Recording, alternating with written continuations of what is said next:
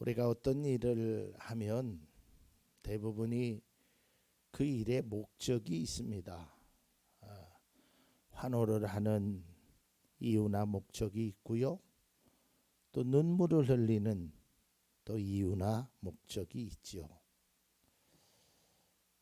아파서 울고 기뻐서 웃고 하는 것이 사람들의 모습입니다. 오늘 우리가 잘 아는 대로 교회력으로 종려주일입니다. 오늘 본문의 말씀을 보면 그 많은 사람들이 굉장히 환호를 많이 합니다. 예수님에 대해서. 과연 그 환호가 무엇을 위함인지 우리가 한번 말씀을 통해서 함께 나누고자 합니다.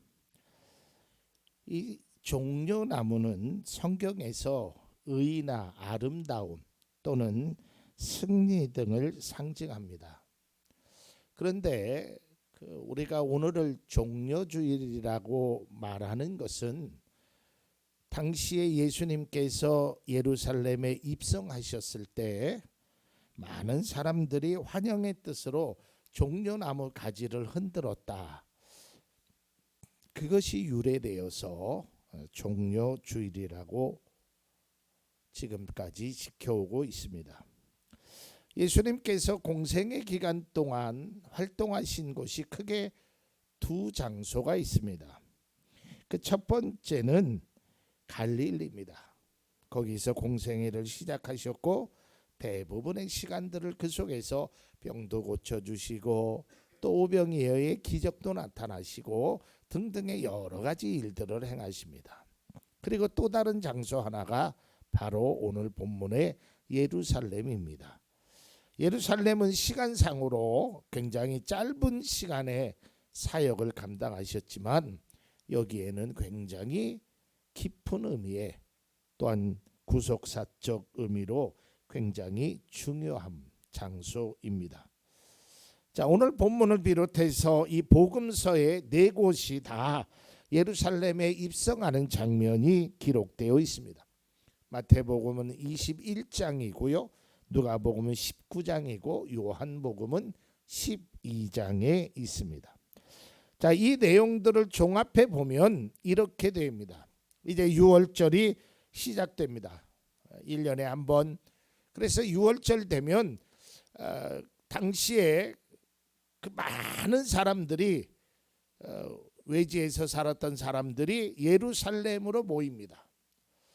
학자들의 말에 의하면 약 한 200만 명에서 300만 명의 가량의 많은 사람들이 예루살렘을 향하여 온다고 합니다. 수많은 인파가 인산인해를 이루고 있습니다. 이때 예수님께서 예루살렘 근처 그 마을에서 그 제자들에게 나귀 새끼를 끌고 오라. 그래서 이제 어린 나귀를 타고 예루살렘에 들어가십니다. 근데 이때 그 예루살렘에 모였던 많은 사람들이 예수님이 이곳에 오신대. 그러면서 이제 그들이 예수님이 오신다는 소식을 듣고 아주 난리가 납니다. 어떤 사람은 자기의 겉옷을 벗어서 예수님의 가시는 길 앞에 펼칩니다. 또 어떤 이들은 종려나무 가지를 베어서 길에다 펼칩니다. 근데 이것이 원어적인 의미로 바라보면 그냥 한 번 한 것이 아니라 계속해서 반복적으로 하는 것이에요. 예전에도 제가 한번 설교 시간에 말씀드린 적이 있는데요. 제가 누군가를 마중 나가라고 인천 공항에 갈 때 난 거기에 전쟁이 났는 줄 알았어요. 얼마나 사람이 많고 시끄럽던지 막 소리 지르고 이게 무슨 일인가 했더니 어떤 아이돌 그룹이 해외 공연 갔다가 오는 거예요. 막 공항이 난리가 났습니다. 소년들이 소리 지르고 비켜 오빠 등등의 소리로 아주 굉장히 그 넓은 인천국제공항이 아주 떠들썩한 장면을 보았습니다. 물론 그것과는 다른 장면이지만 오늘 예수님께서 예루살렘에 입성했을 때 마치 그 아이돌을 환호하는 그 아이들처럼 많은 사람들이 호산나 호산나 하면서 만세를 부르고 아주 떠들썩한 환영식 아닌 환영식을 해주는 모습이 사복음서에 나옵니다. 호산나 다윗의 자손이요 찬송하리로다 주의 이름으로 오시는 이요 가장 높은 곳에서 호산나 하면서 사람들이 예수님의 주변에 점점 많이 모이게 되고 그들의 환호의 소리는 점점 커지고 그들의 열광적인 반응이 성경 속에 보면 나와 있습니다. 그러면서 그들은 이야기합니다. 우리를 구원하소서. 그러면서 경배의 대상인 그 주님을 향하여 아주 뜨겁게 환호하는 것입니다. 그런데 이러한 장면을 보면서 말씀을 준비하면서 사자성어 한 단어가 생각이 났습니다. 그것은 다른 것이 아니라 동상이몽입니다. 동상이몽이 무엇입니까?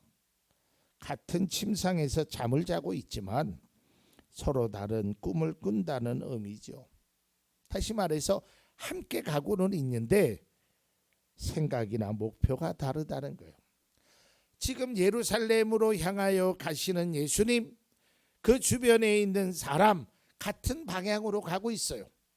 또 같은 시간에 있습니다. 그러나 서로의 생각은 달랐지요. 오늘 사람들의 반응은 대단히 열광적이고 뜨거웠어요.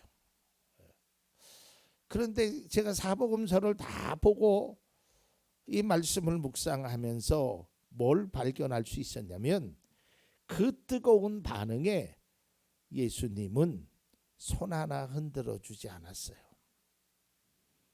그들에게 한마디의 말씀도 하시지 않았어요. 아마 예수님이 어떤 액션을 취했다면 거기 있는 사람들은 더 열광적이었을 겁니다. 마치 연예인이요 막 소리 지르는 사람들에게 하트 모양을 보낸다든지 여러분 사랑합니다라고 말을 하고 여러분 고맙습니다라고 하면 막 거기에 있는 많은 팬들이 더 성화가 일어나죠. 아마 예수님도 그들을 향하여서 한마디의 말씀만 하셨더라도 아마 그 열광의 소리는 정점을 이뤘을 겁니다. 그런데 안타깝게도 예수님은 한마디도 말씀하시지 않아요. 아무런 반응을 보이지 않습니다. 사람들은 예루살렘에 입성하는 주님을 향하여 환호와 찬양과 열광적으로 예수님을 환영한다라는 표시를 합니다. 이처럼 환호하고 환영하는 이유가 있습니다. 그것은 자신들이 그토록 기다렸던 메시아였기 때문입니다. 요한복음 12장 12절에서 13절 다음 날에는 명절을 지키러 온 많은 무리가 예수께서 예루살렘에 들어오신다는 말을 듣고 종려나무 가지를 꺾어 들고 그분을 맞으러 나가서 호산나 주님의 이름으로 오시는 이에게 복이 있기를 이스라엘의 왕에게 복이 있기를 하고 외쳤다. 예수님이 오시는 것을 듣고 그들이 우리를 구원하실 분이요 메시아요 이스라엘의 왕입니다 라고 그들이 외쳤어요. 그런데 여기서 중요한 것 하나를 우리가 보게 되는데요. 주님의 이름으로 오신 왕이라고 외쳤지만 주님이 어떤 왕으로 오시는지를 그들은 몰랐다는 거예요. 예수님께 평화와 영광을 노래했지만 예수님에 의한 평화와 영광이 어떤 것인지는 모르고 있단 말이죠. 사실 예수님의 예루살렘 입성은 고난의 길이고 죽음의 길이었어요. 예수님의 마음이 어땠을까요? 저는 이 고난 주간에 되면 꼭 그 생각이 들어요. 나는 지금 죽으러 가는데, 나는 고난의 길을 가는데 옆에 사람들의 박수를 막 치는 거예요. 저는 이 말씀을 묵상하다가 이런 생각이 떠올랐어요. 뭐 이게 꼭 맞는 이야기는 아니지만 비유기 때문에 쉽게 이해하려고 하는 이야기입니다. 아빠가 회사를 당하다가 실직했어요. 그래가지고 매일 같이 일용직에 나가서, 요즘은 그런 게 없지만 이 들통에다가 세멘트를 하고 매일 거기를 오르락내리락 해서 하루 돈 버는 그 아빠에게 이제 아빠가 또 일 나갈 때 조그만 아이가 아빠한테 이렇게 얘기합니다. 아빠, 돈 많이 벌어 갖고 와. 올 때 장난감 꼭 사와. 나 맛있는 거. 그러면서 아빠 화이팅, 힘내, 우리 아빠 최고야. 꼭 마치 그런 장면이 연상되었어요. 이 아빠의 마음이 어떠했을까요? 물론 자녀에게 좋은 것을 주고 싶은 것이 부모의 마음이겠죠. 그러나 그 아빠가 그 장난감을 사주기 위해서, 그 옷을 사주기 위해서 걸어야 될 그 육체적인 노동이 얼마나 힘든가는 그 아이는 알 수 없었죠. 마찬가지로 이스라엘 백성들은 그걸 몰랐던 거예요. 예수님이 오시면 저분은 빵 5개와 물고기 2마리로 수천 명을 먹이신 분이야. 저분은 능력이 대단한 분이야. 그렇기 때문에 우리를 이 억압에서 해방시켜주고 우리에게 먹을 것을 주고 우리가 그동안 고생했던 모든 문제가 이제 해결될 거야. 그들은 그것을 말했던 거예요. 그런데 예수님의 마음은 얼마나 무거우셨겠어요. 예루살렘 입성한 후에 예수님께서 겟세마네 동산에서 기도하시죠. 그 기도의 내용을 보면 이렇게 되어 있습니다. 마가복음 14장 34절에 35절입니다. 그래서 그들에게 말씀하셨다. 내 마음이 근심에 쌓여 죽을 지경이다. 너희는 여기에 머물러서 깨어 있어라. 아직 넘기지 마시고 14절 보세요. 예수님이 이런 표현을 하시는 분이 아니었어요. 내 마음이 근심에 쌓여서 죽을 지경이, 얼마나 힘들었으면. 그리고 35절에 보면 그리고 조금 나아가서 땅에 엎드려 기도하시기를 될 수만 있으면 이 시간이 자기에게서 비껴가게 해달라고 하셨다. 예수님도 참 힘든 과정이었어요.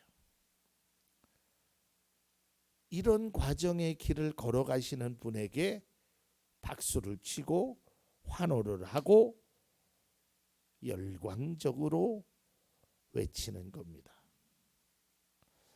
복음서에 보면 예수님께서 우시는 장면이 2군데가 나오는데요. 하나는 그 죽은 나사로, 마르다와 마리아의 오라비인 죽은 나사로를 살리시는 과정에서 그의 무덤에서 한 번 우십니다. 그리고 나머지 한 번은 바로 예루살렘 입성하신 후에 우십니다. 누가복음 19장 41절입니다. 예수께서 예루살렘에 가까이에 오셔서 그 도성을 보시고 우시었다. 그러니까 얼마나 마음이 착잡한 거예요. 겟세마네 동산에서 기도하시는 모습과 예루살렘을 바라보시며 우시는 주님의 모습을 보면 예루살렘의 입성은 결코 열광이나 환호할 일이 아님을 알 수 있습니다. 그런데 사람들은 호산나 호산나 찬양을 하고 있으니 주님과는 동떨어진 길을 걷고 있는 거 아니겠어요? 마치 동상이몽입니다. 환호했던 사람들이 진정 앞으로 어떠한 일이 있는지 십자가의 고난의 길을 알았다면 지금의 모습과는 달랐겠죠. 여러분, 제가 앞서 얘기했지만 그 어린 아이가 아빠 화이팅, 돈 많이 벌어서 내 과자도 사주고 나에게 인형도 사주고 내가 원하는 장난감도 사주고 아빠 꼭 그렇게 해줘, 그랬던 아이가 나중에 철이 들어서 우리 아빠가 돈 벌기 위해서 저 등짐을 지고 저기를 오르락 내리락 하셨다니, 이걸 깨닫게 되면 아빠에게 뭐라고 얘기해야 될까요? 아빠, 나 아무것도 안 해줘도 괜찮아. 아빠 그냥 건강하게만 있어. 나 다 필요 없어. 이렇지 않겠어요? 사람들은 비록 볼품없는 나귀를 타신 예수님이 하셨지만 왕의 입성으로 여기고 기뻐했다라는 거예요. 환호를 외쳤다는 거예요. 그런데 여기서 우리가 꼭 생각해야 될 것은, 분명 그들의 환호는 주님의 모습을 보고 했습니다. 그러나 실제로는 그 환호가 자신들만의 환호였다라는 거예요. 예수님은 요즘 말로 표현하면 단 1도 생각하지 않았어요. 오직 나만을 위한 환호였다. 야, 이제 고생 끝났다. 야, 이제 만세다. 저분만 들어가면 모든 것이 다 해결된다. 다시 말해서 자신들의 욕망을 채워줄 세상의 임금으로만 생각했다라는 것이죠. 결국 어떻게 됐나요? 우리가 잘 알잖아요. 그들이 기대했던 세상의 왕이 아닌 인류를 구원할 왕이라는 그 메시아라는, 또 그 왕의 모습이 빌라도 앞에서 재판을 받았을 때 그 모습을 바라보면서 그들의 환호는 한순간의 실망과 원망으로 바뀌게 됩니다. 그리고 5일 만에 그들은 이렇게 외칩니다. 마가복음 15장 12절에서 14절입니다. 빌라도는 다시 그들에게 말하였다. 그러면 당신들은 유대인의 왕이라고 하는 그 사람을 나더러 어떻게 하라는 거요? 그들이 다시 소리를 질렀다. 십자가에 못 박으시오. 빌라도가 그들에게 말하였다. 정말 이 사람이 무슨 나쁜 일을 하였소? 그들은 더욱 큰 소리를 질렀다. 십자가에 못 박으시오. 아니, 호산나 다윗, 호산나 호산나 하고 그 난리를 폈던 그 사람들이 이제는 십자가에 못 박으라라고 변한 겁니다. 왜냐하면 자기들의 기대가 무너졌기 때문에 그래요. 자신들을 로마의 압제에서 해방시켜 줄 거라고 믿었는데 십자가에 달려 죽을 운명이 되었어요. 그리고 빌라도 앞에서 힘없이 재판을 받고 있는 거예요. 아닐 거야. 저분은 저 와중에서도 분명히 어떤 능력을 행하셔서 저기서 풀어나서 우리를 구원하실 거야. 하지만 그 일이 이루어지지 않자 그들은 원망의 소리로 바뀌었다는 거예요. 사실 주님은 그들을 구원하기 위해서 왔어요. 십자가의 그 길을 걸었단 말이죠. 하지만 그들은 주님의 뜻을 몰랐어요. 오직 자신들의 기대만을 충족시키기 위해서 열광적으로 환호했다라는 거예요.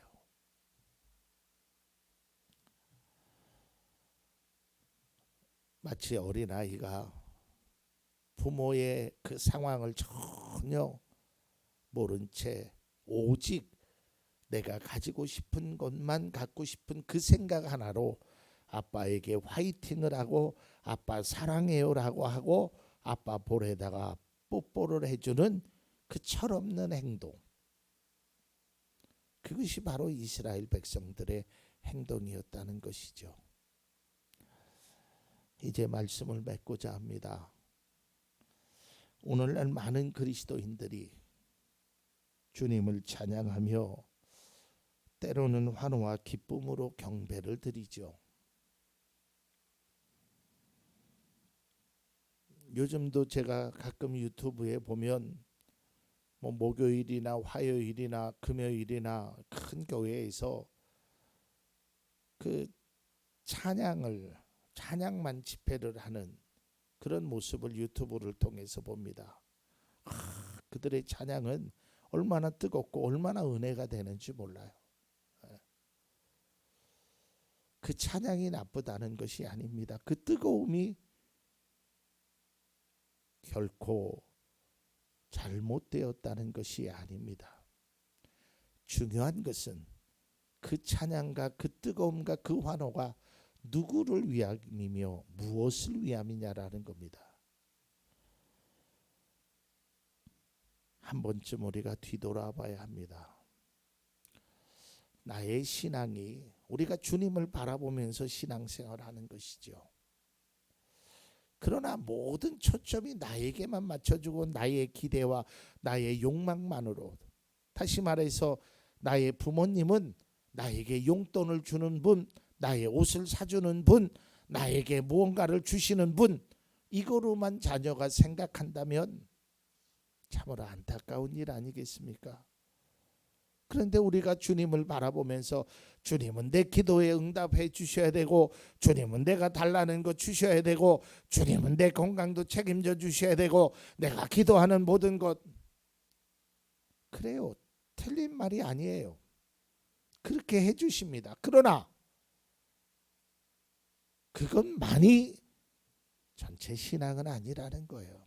우리가 한 번쯤은 나를 위하여 십자가를 지신 그 주님, 나를 위하여 이 세상에 오신 그 주님, 그리고 그 주님이 나에게 원하는 것이 무엇인지를 한 번쯤은 생각해 볼 필요가 있는 것이, 그것이 참된 신앙이라는 것이죠. 저도 이제 나이가 들어서 그런지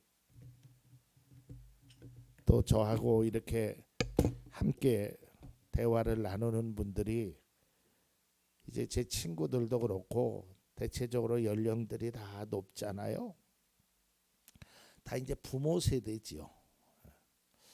근데 그분들이 하는 말 중에 이 공통적으로 하는 말이 하나 있는데요. 좀 아쉬움에, 그렇게도 부모의 마음을 모르니? 부모가 이렇게 하는데 이거를 내 자식이 그걸 알아달라고 하는 게 아니에요. 좀 때로는 참 부모로서 속상함이 있잖아요. 그렇게도 부모의 마음을 모를까?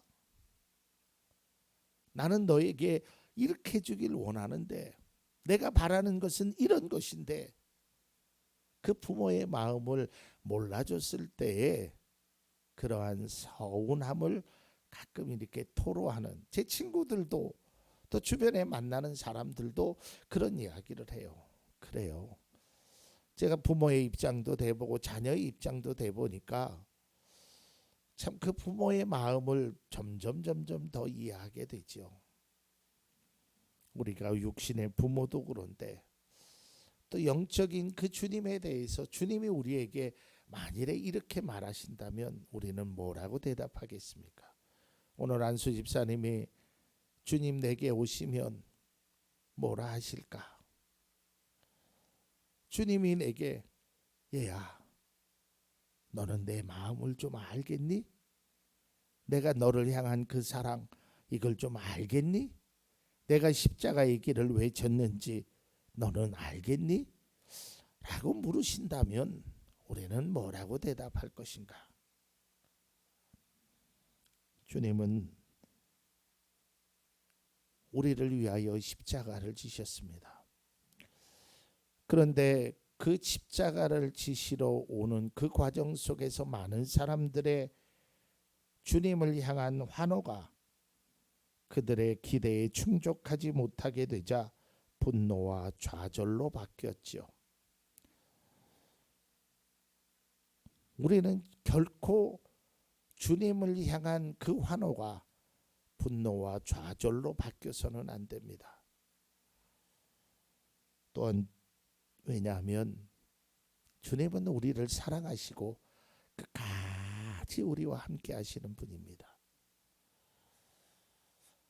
바라기는 절대적으로 주님을 향한 우리의 환호, 우리의 믿음, 우리의 신앙이 결코 변하지 않기를 간절히 축원합니다.